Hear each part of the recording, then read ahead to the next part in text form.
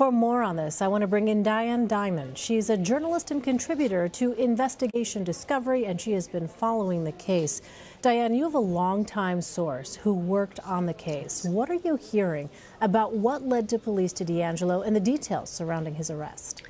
Well, you know, everybody has been very tight-lipped about exactly what got them onto this man. We know he's been a suspect for a long time, but I'm told that it took them quite a while to get a DNA sample from him, that he was under surveillance, that he was very, very careful about what he left behind. I don't know if he's a smoker, a cigarette butt, or a cup of coffee.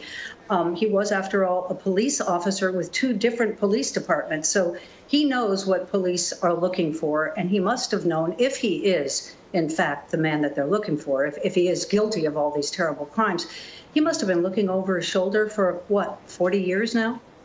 Yeah, well, the Golden State Killer's crimes began in 1976 and then abruptly ended in 1986. Do police know why the crimes stopped? That's such a great question. First of all, did they really stop? They think so. Were they did they start before 1976? They're just not sure. But in 1976, he was a police officer already with the Auburn Police Department. He was arrested for shoplifting a claw hammer and a dog repellent and summarily fired and never was in police work again. But, you know, no one's saying, did he get married? Was his wife pregnant? Did he age out of criminality? Did his crimes finally disgust him and he stopped? Or again, did he keep going in maybe another state, and we just haven't discovered that yet? Well, on Wednesday, the district attorney said, quote, "We found the needle in the haystack." Why did it take so long to make an arrest in this case, you think?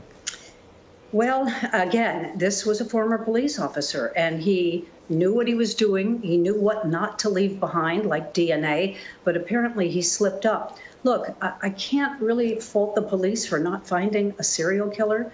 There are, by some estimates, 100 serial killers operating in America right now that we haven't found. But the dogged determination that it took for this task force up in Sacramento, aided by the FBI, they came in a couple years ago, upped the reward. They put up big billboards, anyone with information, contact us. Maybe somebody responded to all of those pleas, and they zeroed in on this fellow because of that. All right, Diane Dimond. Thank you very much, Diane, for your insight. Appreciate it.